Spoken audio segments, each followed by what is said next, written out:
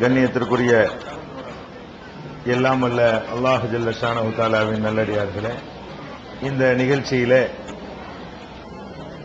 மார்க்கம் தொடர்பான கேள்விகளை கேட்டு பயனடைவதற்காக நாம் எல்லாம் இங்கே குழுமி இருக்கிறோம்.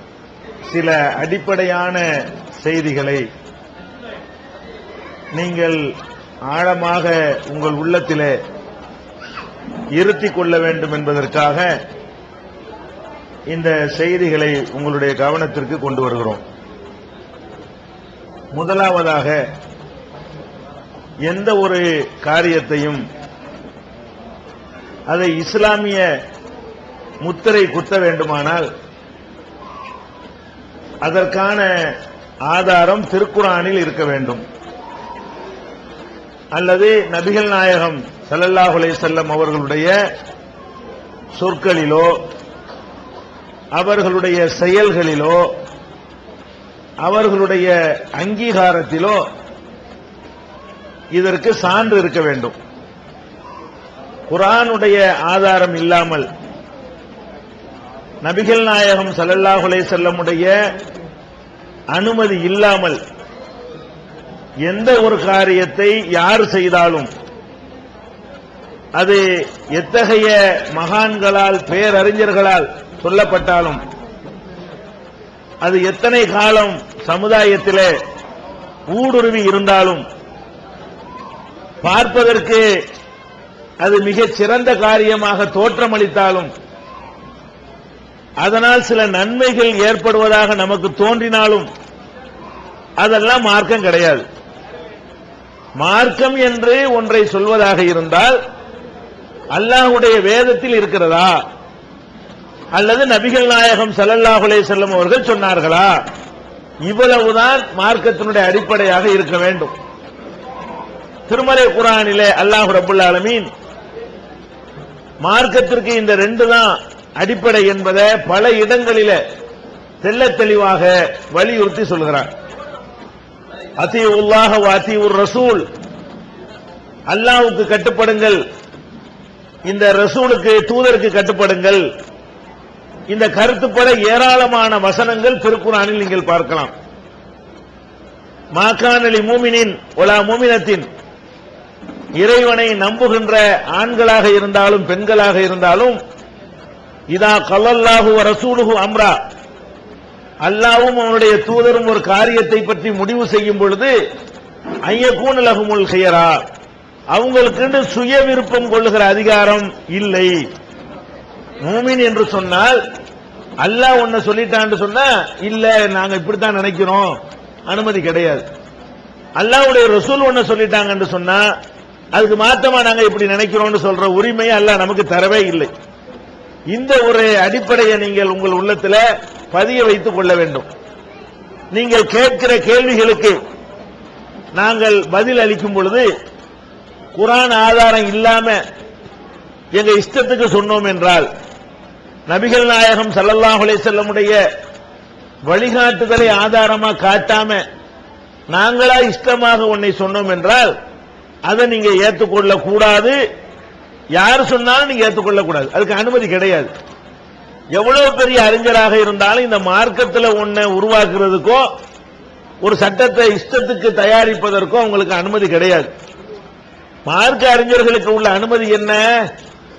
இருக்கிறதை எடுத்து சொல்ற அனுமதி தான். இந்த இருக்கு குர்ஆன்ல, உண்டாக்குற அனுமதி கிடையாது. மார்க்க அறிஞர்களுக்கு என்ன அனுமதி இருக்குன்னு கேட்டா, இந்த அருக்கு செய்யலாம், இந்த அருக்கு ஆயத்து, இது செய்யக்கூடாது, இந்த அருக்கு ஹதீஸ் என்று சொல்லணுமே தவிர நாங்களா உண்டாக்கி சொல்ற அதிகாரம் இருக்குதா? யாருக்குமே கிடையாது. அப்ப இந்த ஒரு அடிப்படையை நீங்கள் புரிந்து கொள்ள வேண்டும். இன்னும் சொல்ல போனால், நபிகள் நாயகம் ஸல்லல்லாஹு அலைஹி வஸல்லம் அவங்களுக்கு கூட அல்லாஹ்விடம் இருந்து வஹி இல்லாம சொந்தமா சில நேரங்களில் சிலர் சொல்லி இருக்கிறாங்க. அதை அல்லாஹ் ஒத்துக்கிற மாட்டேங்கிறான், அதை கண்டிக்கிறான். அப்ப நபிகள் நாயகம் ஸல்லல்லாஹு அலைஹி வஸல்லம் அவங்களுடைய ஒரு முடிவாக இருந்தா கூட அல்லாஹ்விடம் இருந்து பெற்று நமக்கு சொல்றாங்களே, அதைத்தான் எடுத்துக்கிறணுமே தவிர அல்லாஹ் சொன்னதுக்கு மாத்தமா ஒரு கவன குறைவா ஒரு கோபத்துல ஒரு ஆத்திரத்துல ஒன்னு சொல்லிட்டாங்கன்னு சொன்னா அது கூட மார்க்கமாவாது. ரசூல் சொன்னதுக்கே இந்த நிலைமைன்னா மற்றவங்க எல்லாம் எந்த நிலைமை? இதை உங்களுடைய உள்ளத்துல பதிய வச்சுக்கிறேன்னு குர்ஆன்ல இருந்தா மட்டும்தான் மார்க்கம், ரசூல்லா சொன்னா மட்டும்தான் மார்க்கம். ஆனா நம்ம நடைமுறையில எப்படி மார்க்கத்தை பார்க்கிறோம்? மார்க்கத்தில் ஒண்ணு செய்யணுமா செய்யக்கூடாதான்னு கேட்டா நம்ம எதை அளவுகளா வைக்கும் தெரியுமா? இவங்க 4 பேர் இருக்காங்க, இவங்க 40 பேர் இருக்கிறாங்க, அதனால இதான் சரி. இதுக்கு மார்க்கத்தில் அனுமதி இருக்குதா? அல்லாஹ் குர்ஆன்ல சொல்லி காட்டுகிறான், வயின் துத்தி அக்ஸர மன் ஃபில் அர்லி யுதில்லுக அன் சபீலில்லாஹ். இந்த உலகத்தில் இருக்கிற பெரும்பான்மையான மக்களை நீ பின்பற்றுவதாக இருந்தால் உன்னை வழிகெடுத்துருவாங்க.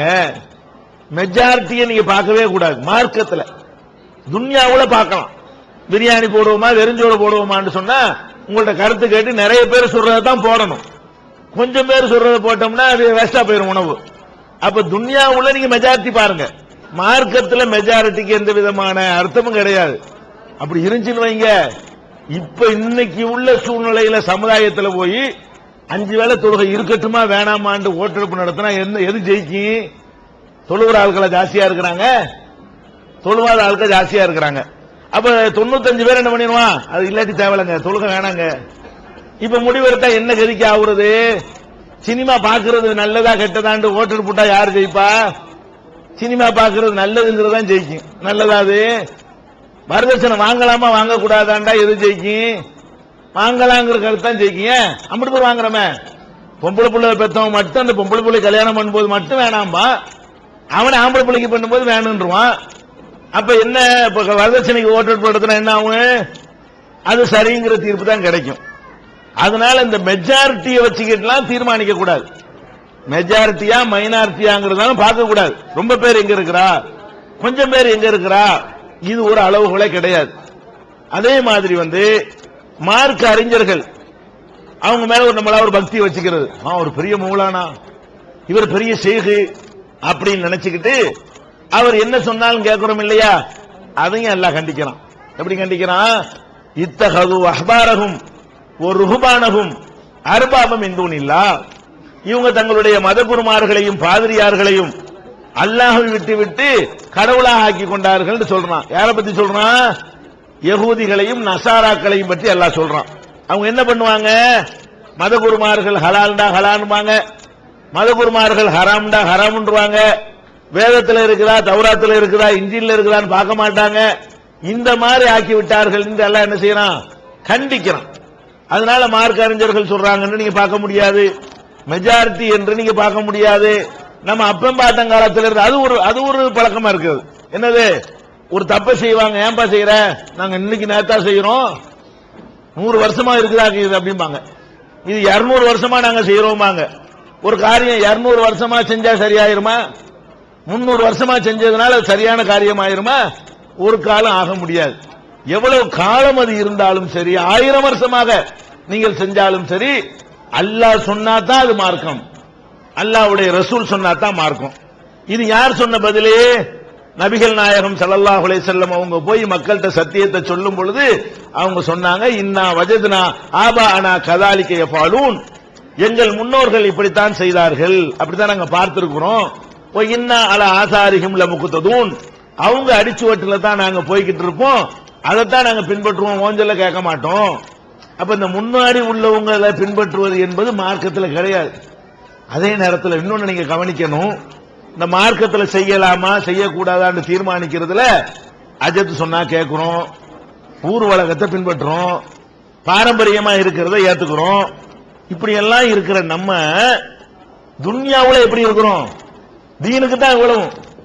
மார்க்க விஷயத்துல மட்டும்தான் எவன் சொன்னாலும் மார்க்கத்தை ஏத்துக்க ரெடியா இருக்கிறோம். துன்யா விஷயத்துல கரெக்டா இருக்கிறோம். எங்க அப்பங்காலத்துல எல்லாம் இந்த மாதிரி மண்டபம் எல்லாம் கிடையாது, குடிசையில தான் இருந்தோம். நாங்களும் குடிசையில் இருப்போம் யாராவது சொல்றீங்களா? அதுலயும் அப்ப பாட்டனை பின்பற்ற வேண்டியதானே? அதுல மட்டும் வசதியா கேர்ஃபுல்லா இருப்பாங்க.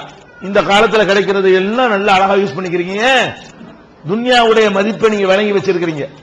துன்யா விடுங்க, ஒரு கத்தரிக்காய் வாங்க போறீங்க, எப்படி வாங்குவீங்க? இப்படி உருட்டி இப்படி பரட்டி இப்படி காய்ச்சல கத்தரிக்காய்க்கு 1/2 மணி நேரத்தை செலவழிச்சு அது இருக்கா இது இருக்கா, காருமா கசக்குமா, வேவுமா வேவாதா, பூச்சி இருக்கா புழு இருக்கா, பழைய கத்திரிக்காய் புதுசா, இப்படி எவ்வளவு கேள்வி கேட்கறீங்க. அப்ப துன்யாவுல ஒரு 1/4 கிலோ கத்தரிக்காய் வாங்கும் பொழுது என்ன செய்றீங்க? பூச்சி கத்தரிக்காய் வச்சிருக்கணும், பெரிய அஜர்த்து பெரிய தாடி வச்சுட்டு வந்து இந்த பூச்சி கத்திரிக்காய் சாப்பிடுங்க நல்லா இருக்குங்கிறார், வாங்குவீங்களா? அஜர்த்த பாப்பீங்களா கத்திரிக்காய் பாப்பீங்களா? அப்ப மட்டும் எதை பாக்குறோம்? கத்தரிக்காய் தான் பார்ப்போம். பூச்சி இருக்குதியா, அஜர்த்து சொல்றேன், நான் அஜர்த்து சொல்றேன் சாப்பிடு, சாப்பிட மாட்டேன். ஏன்? கத்தரிக்காய கண்ணால பாக்குறீங்க. அப்ப கத்தரிக்காய்க்கு கொடுக்கிற மதிப்பு கூட மார்க்கத்தை கொடுக்கிறோமா? இந்த துன்யாவுல அப்பம் பாட்டனை பின்பற்றி வாழ்ந்தா செத்து போயிட மாட்டோம், கொஞ்சம் வசதி தான் குறையும். குடிசையில வாழ்ந்தா செத்தா போயிருவோம், மண்ணெண்ண வழக்குல வாழ்ந்தா செத்தா போயிருவோம், டிவி இல்லாட்டி செத்து போயிருவோமா, பிரிட்ஜ் இல்லாட்டி செத்து போயிருவோமா, கொஞ்சம் கஷ்டப்படுவோம். துன்யாவுல அப்பம் பாட்டனை பின்பற்றினா செத்து போயிட மாட்டோம், பெரிய நஷ்டம் இல்ல. தீனுல அப்பம் பாட்டனை பின்பற்றினா அங்க ஃபெயில் ஆயிரும். மார்க்கு கோழி முட்டை போட்டுருவான், இல்ல திருத்த இயலுமா? இங்க ஏதாவது தப்பு செஞ்சா திருத்திக்கிற சான்ஸ் இருக்கு. துன்யாவுல தப்பா ஒரு அஸ்திவாரத்தை தோண்டி கட்டடத்தை கட்டி விட்டோம், சரியா இல்லாட்டி இடிச்சிட்டு மர கட்டலாம். இதுல பண்ண முடியுமா? யாரெல்லாம் தெரியாம பண்ணிட்டு வந்துட்டேன், மறுபடியும் கூட அனுப்பு, இன்னொரு போய் சரி பண்ணிட்டு வர்றேன், விடுவானா? யாரெல்லாம் எங்க அப்பா மாட்ட சொல்லுங்க நாசமாக்கிட்டேன், இப்ப எனக்கு ஒரு டைம் கொடு, நடக்காது. ஒரே சான்ஸ், அரியர்ஸ் எல்லாம் கிடையாது. எங்க மறுமைக்கான பரீட்சையில் என்ன முடியாது, அதெல்லாம் வச்சுலாம் எழுத முடியாது, ஃபெயில் ஆயிட்டு மறுபடியும் எழுதுவாங்கல, அந்த சான்ஸ் எல்லாம் எங்க கிடையாது, மறுமைக்கு கிடையாது. அப்ப என்ன பண்ணணும்? மறுமை விஷயத்துல ரொம்ப கவனமா, ரொம்ப கேர்ஃபுல்லா, ஒரு புடவை எடுக்கிறதுக்கு எவ்வளவு கவனம் செலுத்துறீங்களோ, ஒரு பொருளை வாங்குறதுக்கு எவ்வளவு கவனம் செலுத்துறீங்களோ, ஒரு வீடு கட்டுறதுக்கு எவ்வளவு கவனம் செலுத்துறீங்களோ, ஒரு மாப்பிள்ளை பாக்குறதுக்கு ஒரு பொண்ணு பாக்குறதுக்கு எவ்வளவு அக்கறை செலுத்துறீங்களோ, அதை விட லட்சம் மடங்கு அக்கறை செலுத்தி இந்த மார்க்கத்தில் கவனமா சுறுசுறு விழிப்போட, யாரும் ஏமாத்திராம, இதுல ஏமாந்தா நரகத்துல தூக்கி போட்டா போட்டதுதான் அப்படிங்கிற அச்ச உணர்வோட உங்களுடைய எண்ணங்களை அமைத்துக் கொள்ள வேண்டும். அதனால கேள்வி பதிலுக்குள்ள நம்ம இப்ப நுழைவோம்.